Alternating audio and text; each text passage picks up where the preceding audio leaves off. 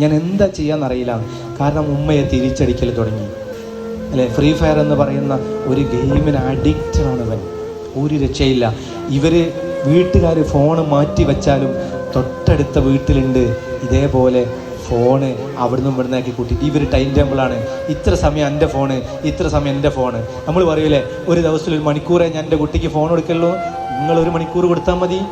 അയൽക്കാരൻ കൊടുത്തിട്ടുണ്ട് 1 മണിക്കൂർ. ഇവർ ഭയങ്കര ടീമാണ്. ഈ നെറ്റ്വർക്ക് നന്നായി ഡെവലപ്പ് ചെയ്തിട്ടുണ്ട്.